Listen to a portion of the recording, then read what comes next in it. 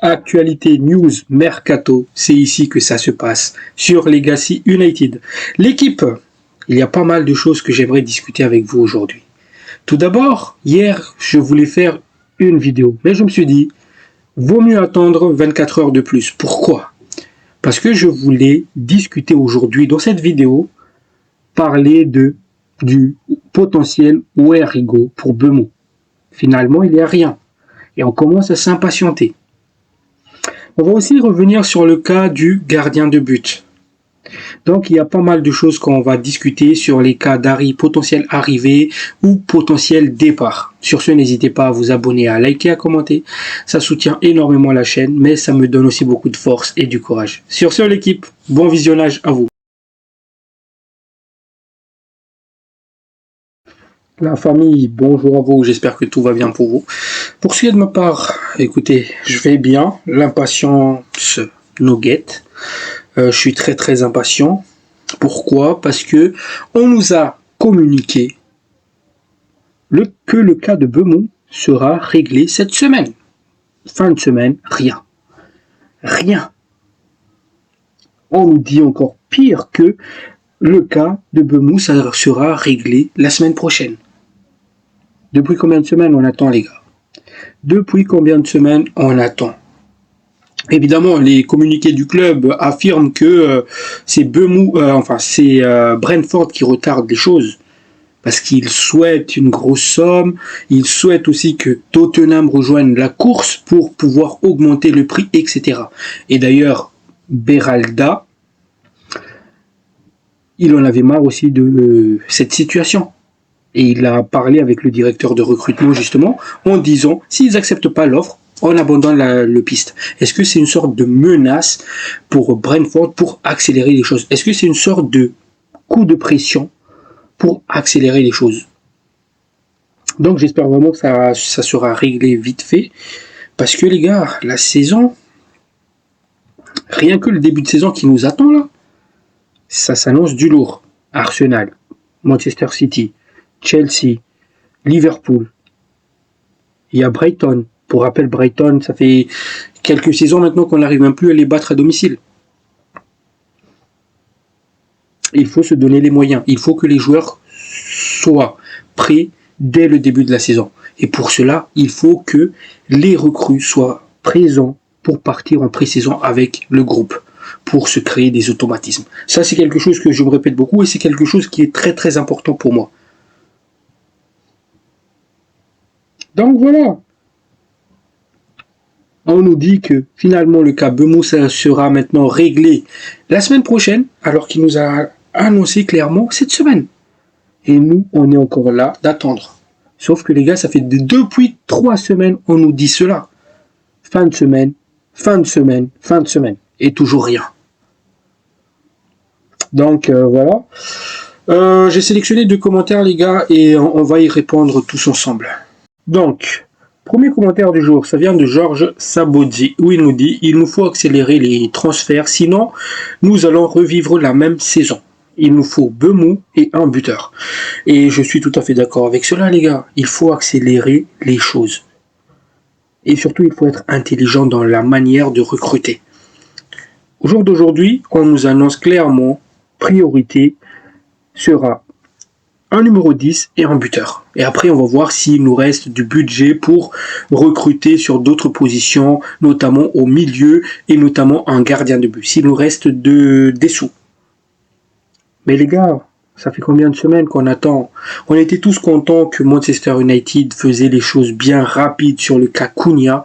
Mais le cas Bemo, ça prend beaucoup de temps parce que depuis Cunha, rien. Et il faut accélérer les choses. Je suis tout à fait d'accord avec cela. Deuxième commentaire que j'ai sélectionné.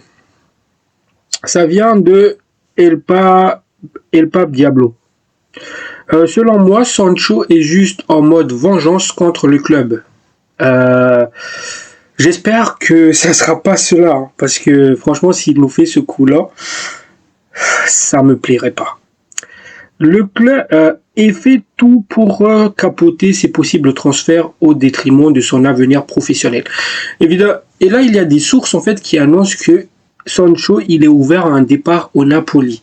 Mais maintenant, les gars, là où ça risque de capoter, c'est le salaire du joueur. Donc, il faut que le joueur il accepte parce que le Napoli va jamais payer cette somme-là pour Jadon Sancho. Donc, à voir. Il veut consommer le moindre centime de son contrat à United. Le club devrait être plus malin dans ce cas. L'idée de le prêter l'avantage trop en lui donnant la cote pour un éventuel après United. Et ça, je suis tout à fait d'accord avec ça. Il faudra qu'on le garde s'il refuse à chaque fois. On l'isole en le faisant venir à tous les entraînements et aux matchs sans lui donner la moindre minute de jeu. Comme cela, il verra que son avenir est plutôt en danger. Je suis d'accord, les gars. Mais le truc, c'est que Sancho, déjà, s'il est vraiment ambitieux, il doit accepter de partir. Pourquoi? Il est à la Coupe du Monde qui arrive. Il est à la Coupe du Monde qui arrive. Et s'il veut participer, s'il a ne serait-ce un peu d'ambition, il doit partir pour mieux briller avec une autre équipe, parce qu'il a les capacités, hein, et justement pour être sélectionné en Coupe du Monde. Du coup, pendant la Coupe du Monde, il va peut-être briller avec l'Angleterre, et peut-être là, il va avoir l'occasion de choisir un club où il veut évoluer.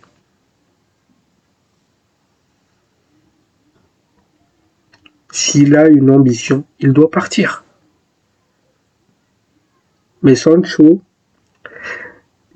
c'est tout à fait cela. C'est-à-dire, il veut se venger du club. Il veut vraiment mettre Manchester United dans l'embarras. C'est ce qu'il veut, le joueur. Maintenant, oui, il y a des rumeurs qui disent que le joueur, il veut aller au Napoli. Mais encore une fois, les gars, il y a même Fabrizio Romano qui avait confirmé cela. Le Napoli veut bien Jadon Sancho, mais ils ne sont pas prêts à payer son salaire. C'est le salaire qu'il touche à Manchester United. Et ça, c'est gênant. Parce que le joueur, il n'était même pas fichu de baisser son salaire pour jouer à Chelsea, justement. Donc, moi, je vois mal un Sancho, justement, baisser son salaire pour jouer au Napoli. C'est tout à fait logique. Et franchement, je pense que c'était le pire coup que Manchester United a fait ces dernières années. Parce que prendre un joueur avec une mentalité de M comme cela, les gars, très peu pour moi. Et j'espère vraiment qu'on ne va pas recruter ce genre de joueur avec une mentalité comme cela. Ok, peut-être qu'il avait raison sur le cas avec Ten Hag. Et il avait peut-être même raison. Mais c'est le boss, c'est lui qui décide. Et toi, tu dois te taire. Tu dois te concentrer sur ton football. Après, je peux comprendre la frustration du joueur. Pourquoi? Parce que le joueur, il a fait une très très bonne préparation d'avant-saison, où il était décisif, où il a joué en tant que faux neuf, et il était bon. Et derrière, premier match de la saison, Erik ten Hag met Anthony Martial. Donc je peux comprendre sa frustration. Je peux comprendre. Mais t'as pas à réagir comme cela. Bon débarras. Et voilà. Comme le dit souvent Moorhead, on n'a pas besoin des joueurs princesses ici. Et je suis tout à fait d'accord avec cela. Et d'ailleurs, toujours sur le cas Jadon Sancho, il y a une autre équipe qui est rentrée dans la course. Dans ma dernière vidéo, j'avais parlé que le Napoli voulait avoir Jadon Sancho. Ils étaient même prêts à payer la somme demandée par Manchester United, qui est à peu près 25 millions de livres sterling. Mais le problème, c'est que est-ce que le joueur sera prêt de baisser son salaire? C'était ça le problème. Donc le Napoli allait prendre contact avec Jadon Sancho pour justement creuser, pour justement parler de contrat. Et si Jadon Sancho justement acceptait l'offre de contrat, le Napoli passera à l'action. Ils vont payer la somme demandée par Manchester United et Sancho partira. Ça c'est le plan du Napoli. Mais maintenant, il y a la Juventus qui essaie de dévancer le Napoli justement dans le deal. Ils ont d'ailleurs fait une offre à Manchester United. Une offre de 25 millions de livres sterling. Une offre qui est impossible à refuser pour Manchester United. Et d'ailleurs, ils ont accepté cette offre-là, Manchester. Mais maintenant, le problème, encore une fois, C'est toujours le même. La Juventus tente maintenant de convaincre Sancho pour rejoindre la vieille dame. Mais encore une fois, est-ce qu'il va être prêt à baisser son salaire, les gars? Tout le monde ne s'appelle pas McTominay, hein. Donc voilà, je pense que si ils se mettent d'accord avec Jadon Sancho rapidement, je pense que le transfert il va être très très rapide. Et ça sera un bon coup pour Manchester United de se débarrasser d'un indésirable. Et franchement, pour moi, 25 millions qui rentrent dans les caisses, sachant qu'on récupère aussi les 5 millions de l'amende que Chelsea nous doit, parce qu'ils ont décidé de ne pas respecter les clauses de son prêt avec obligation d'achat. Donc, ce qui fait que ça monte à 30 millions de livres sterling pour le cas de Sancho. Pour moi, c'est un bon prix, sachant que le joueur, on l'a pas beaucoup utilisé, c'était une flop. Un joueur avec une mentalité de tocard. Donc, j'espère vraiment que ça va se faire rapidement. Maintenant, les gars, il y a 2 prétendants sérieux qui est dans la course pour Sancho. Évidemment, il y a d'autres prétendants. On parle là aussi de l'Arabie Saoudite, qui est venu en renseignement pour Jadon Sancho. Mais 2 candidats sérieux. Le Napoli et la Juventus. Ils sont prêts à payer la somme. Maintenant, j'espère de tout cœur que le joueur va accepter. Pendant ce temps-là, il y a notre cher ami Marcus Rashford qui s'entraîne à Marbella. Et oui, on connaît la musique. À chaque vacances, Rashford, il va travailler. Et il a choisi quoi comme destination? Marbella. Ça vous rappelle pas quelque chose? FC Barcelone. Le joueur, il est juste en train de séduire le FC Barcelone. Il est même plus prêt à revenir à Manchester United pour se battre de sa place. Au contraire, il donne son huc au FC Barcelone. Pathétique comme mentalité. Mais le pire dans tout cela, c'est que FC Barcelone, il n'a rien à foutre de Marcus Rashford. Premier choix du FC Barcelone, c'était Diaz de Liverpool. Et seulement après, il y avait Marcus Rashford en 2e position. Mais ces derniers temps, c'est même plus Marcus Rashford. Ils sont dans une discussion avancée FC Barcelone et Nico Williams. Et non, au lieu de se tourner vers d'autres pistes, notre cher ami Marcus Rashford, il est à Marbella, en train de séduire le FC Barcelone. Et personne ne veut de toi. Et pire les gars, aucun club, je dis bien aucun club, n'a fait d'approche même d'un prêt pour Marcus Rashford jusqu'à l'heure actuelle. Tu dois te poser les bonnes questions, Marcus. Parce que ce que tu es en train de faire, justement, ça évite, les autres équipes évitent de venir te voir. Ça bloque plein de choses. Sachant que le Aston Villa est prêt à te recruter. Mais toi, tu es toujours là à sortir des commentaires en disant « Je préfère le FC Barcelone ». Tu es là sur Insta en train de liker des photos du FC Barcelone, à liker des photos de Lamine Yamal. Pourquoi tu fais cela? C'est ton club de cœur, non? Tu l'as déclaré à plusieurs reprises. Manchester United, c'est ton club de cœur. Fais un peu d'effort justement pour que tu puisses partir, pour que tu puisses sauver ce club. Parce que oui, l'argent de ton transfert pourrait sauver ce club-là. Les 40 millions que Manchester va empocher de Marcus Rashford, de la vente de Marcus Rashford, on pourrait recruter avec cette somme-là. Et ça peut débloquer plein de choses. C'est ton club de cœur, mec. Le FC Barcelone ne veut pas de toi. Et ils l'ont fait comprendre parce qu'ils sont en discussion avancée avec Nico Williams. Et toi, au lieu de tourner la page, aller vers Aston Villa, il y a aussi Newcastle qui est dans la course. Il y a plusieurs clubs anglais qui est dans la course. Si tu veux rester en Angleterre, il y a plein de clubs anglais qui est dans la course.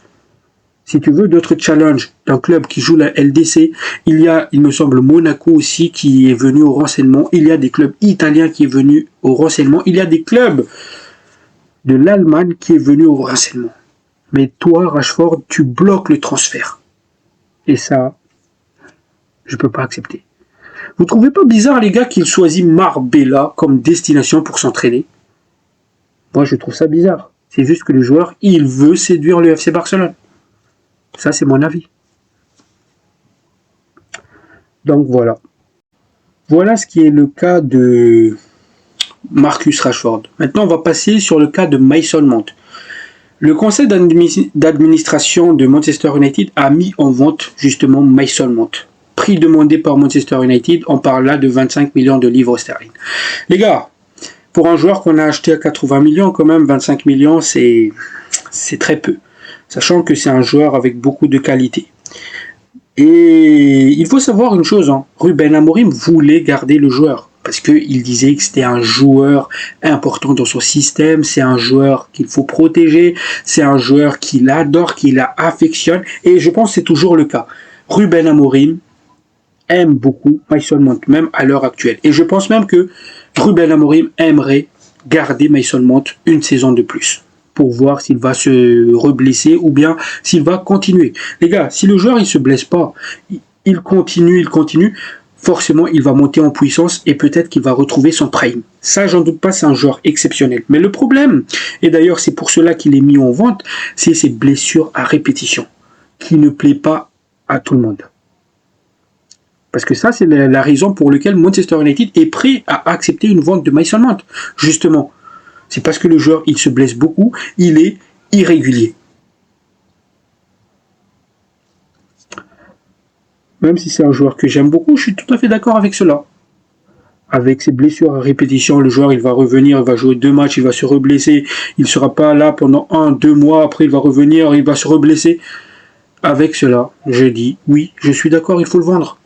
On est dans une nouvelle ère, on est dans une phase de reconstruction. S'il faut passer par vendre Mason Mount, je suis tout à fait d'accord. Et visiblement, c'est le cas aussi du conseil d'administration. Et on est sur une bonne entente sur ce coup-là. Donc, toujours sur ces côtés de vendre, évidemment, il y a notre cher ami Garnacho. Bien qu'un transfert d'Alexandre Garnacho depuis Aston Villa soit difficile, Villa pourrait conclure un accord au cours du prochain exercice financier. Tandis que Manchester United élaborerait un accord rapide pour Emiliano Martinez, ce qui est considéré comme une situation gagnant-gagnant à des fins PSR. Voilà, Garnacho, les gars, c'est pas les prétendants qui manquent pour lui, hein. Mais pourquoi ça prend beaucoup de temps? Évidemment, on nous dit que Chelsea, pour le moment, c'est le club qui mène la course, mais visiblement, Aston Villa aussi veut signer le joueur. Mais le problème, en fait, de Villa, c'est qu'il y a le PSR.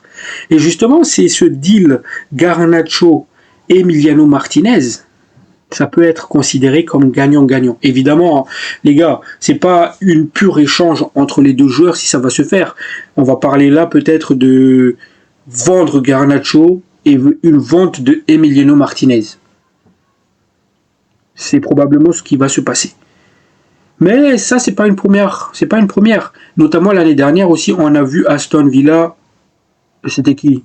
Everton ou Chelsea qui ont utilisé exactement le même stratagème pour éviter justement le PSR.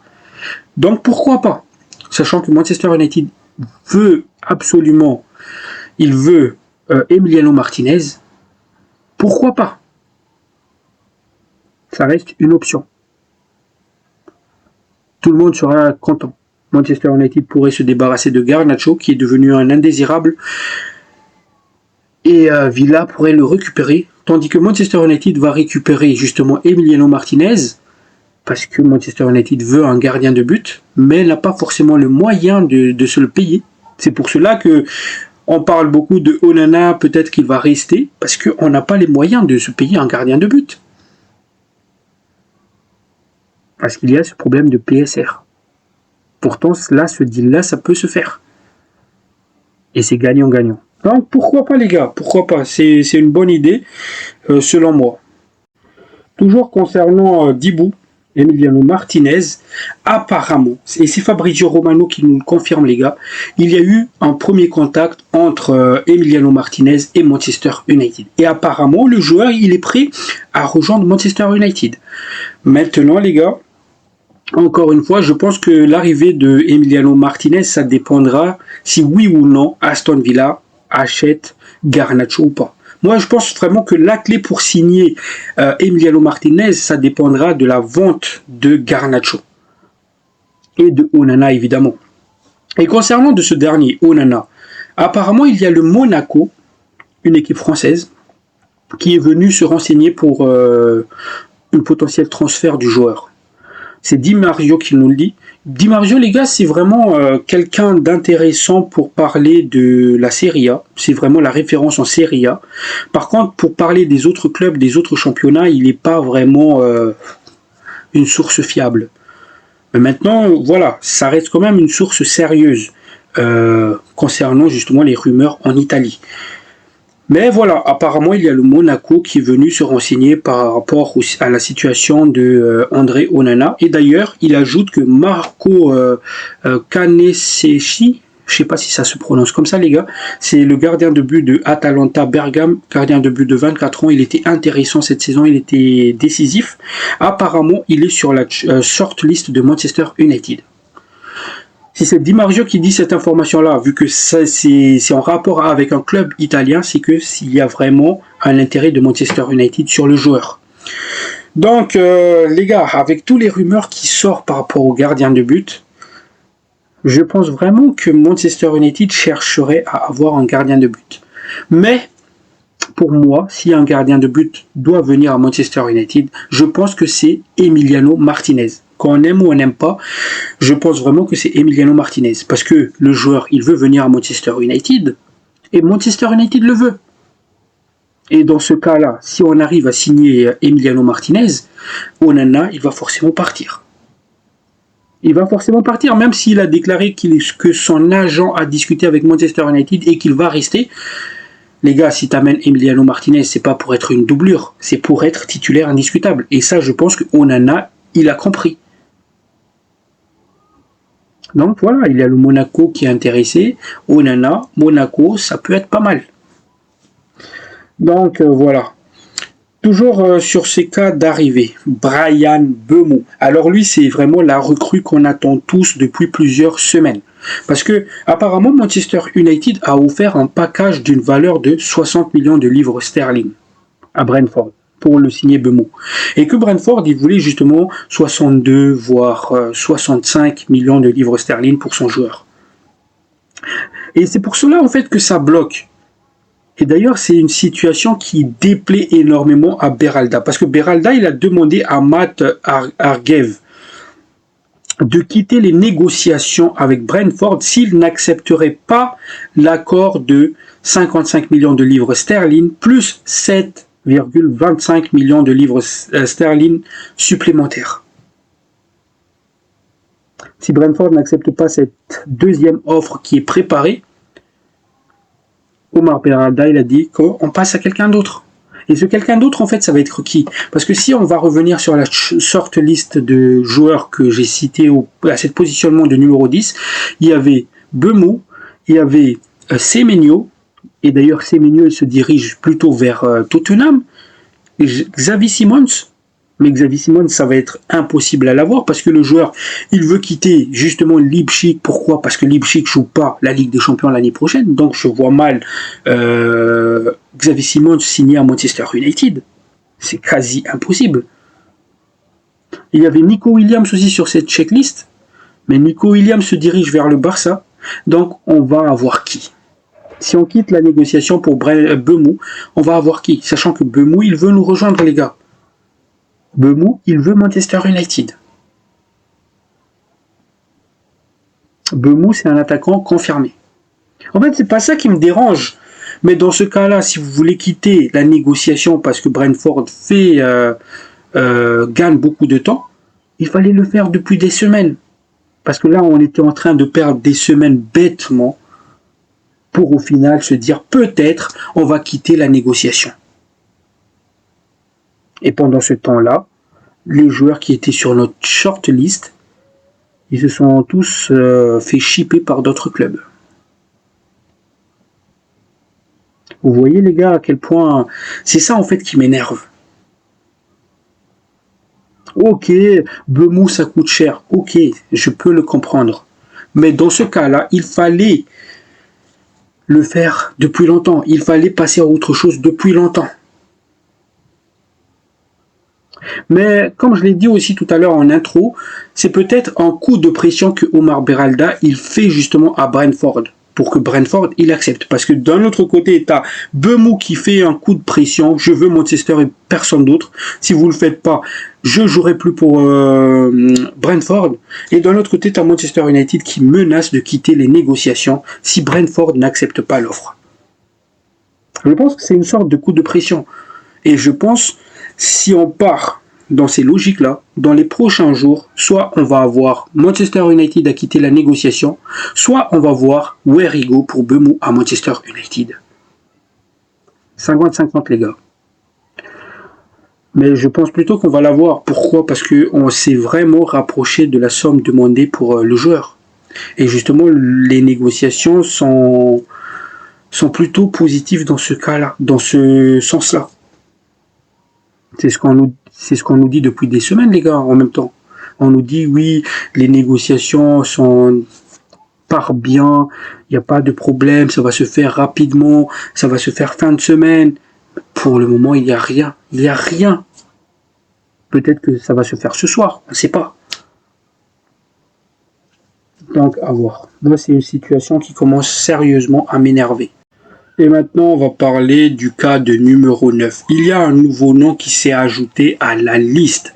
Manchester United s'intéresse à l'attaquant Tolu Akorodare. C'est l'attaquant de Genk qui joue justement dans le championnat de Belgique. Rappelez-vous d'ailleurs, petit rappel, Ratcliffe, il a demandé justement au board d'aller chercher aussi dans ce championnat-là Belgique pour avoir un rapport qualité-prix. Parce que les joueurs là-bas, ça coûte pas si cher que ça. Il y a plein de joueurs qui évoluent là-bas qui sont vraiment intéressants. Donc les recruteurs de Manchester United ont fait pression sur le nom de Arokodare. Et c'est quelqu'un que Christophe Vivell apprécie énormément, et d'ailleurs aussi Jason Wilcox apprécie aussi le joueur. C'est vraiment un attaquant grand, parce que les gars, il mesure quand même 1m98. Il est très très grand, c'est un joueur qui gagne beaucoup de duels aériens. Il est âgé que de 24 ans, et cette saison en Jupiter Pro League, la ligue belge, le joueur en 40 matchs, il a claqué 21 buts et 5 passes décisives. C'est un Nigérian. Donc, niveau prix du joueur, le joueur il est juste estimé à 18 millions de livres sterling. Autrement dit, c'est pas vraiment très très cher. Parce qu'il y a plein dans le fanbase justement qui disaient pourquoi on va pas chercher des joueurs qui coûtent pas cher et justement comme ça s'il flop, on va se dire oui mais on l'a pas payé si cher que ça, et aussi on peut avoir deux joueurs sur le même poste. Et je suis tout à fait d'accord avec ça, et ce profil-là, Tolu, l'attaquant de Genk, ça peut être vraiment le piste idéal. Parce qu'il est athlétique, il est physique, il est puissant, c'est un renard de surface, il est bon, il domine les jeux aériens. Et ça peut être un nom intéressant, et ça peut être la surprise côté Manchester United. Si jamais on peut pas avoir Gyökeres, on peut pas avoir Osimhen. Et d'ailleurs, le cas Osimhen, les gars, ça semble de plus en plus impossible. Pourquoi? Parce que le joueur, il n'est pas prêt à baisser son salaire. Et vu qu'on joue pas la Ligue des Champions, Manchester United a écarté justement le nom de Osimhen. C'est pour ça qu'on n'entend plus parler du joueur ces derniers temps. Donc, il y a Victor Gyökeres sur la liste, il y a Hugo Ekitike. Mais tout ça, les gars, ça coûte très très très cher. Parce qu'on parle là de 80 millions pour les deux joueurs. Pour un des deux joueurs. Alors que là, Tolu, l'attaquant nigérian de Genk, il coûte que 18 millions de livres sterling. Allez, on va arrondir 25 millions de livres sterling le package. On peut l'avoir ce joueur-là. Et ça peut être la révélation. Je vais vous rappeler encore une chose. Gyökeres, avant de signer au Sporting, il évoluait en deuxième division anglaise, à Coventry. Et Ruben Amorim a su s'adapter. Enfin, c'était le joueur clé du système de Ruben Amorim. C'était le joueur qui a très très bien marché. Et je pense, les gars, si Christophe Vivell ou Jason Wilcox est admirateur, qui apprécie énormément ce joueur Tolu, c'est que c'est quelqu'un. Je connais pas le joueur. Je ne suis pas le Jupiter Pro League. Mais si ils apprécient ce joueur-là, c'est qu'ils ont vu quelque chose dans le joueur. Parce qu'ils se trompent rarement, ces deux-là. C'est des premiers de la classe, les gars. C'est des mecs intelligents. Et quand on regarde les joueurs qu'ils nous ont ramenés, par exemple du Even, du Kone, du Obishido, on peut se dire qu'ils ont vu quelque chose dans ce jeune attaquant de 24 ans, les gars. 21 buts. 21 buts. Et surtout, le joueur, s'il est bien accompagné, Kounia, Bemou à côté de lui, ben les gars, ça va faire mal. Ça va faire mal. Et surtout, lui, là, c'est un joueur de caractère. Apparemment. Je ne le connais pas, mais c'est un joueur de caractère. Ça, c'est un nom qui pourrait me plaire, les gars. Et franchement, ce genre de profil-là, je préfère largement ce genre de profil à Hugo Ekitike. Parce que là, on parle là d'un vrai numéro 9. D'un renard de surface. D'un joueur puissant. Pour ceux qui ne connaissent pas le joueur, je vous invite à aller sur YouTube, à taper Tolu Akorodare. Et vous allez apprendre à le connaître. Moi, en tout cas, j'ai apprécié les vidéos que j'ai vues circuler sur lui. C'était vraiment intéressant. Donc les gars, voilà, j'ai fait le tour de tout ce que j'avais à dire aujourd'hui. S'il y a d'autres informations qui sortent, j'hésiterai pas à faire des vidéos. Sur ce, n'hésitez pas à vous abonner, à liker, à commenter. Et sur ce, prenez soin de vous. La paix sur vous. Ciao, ciao.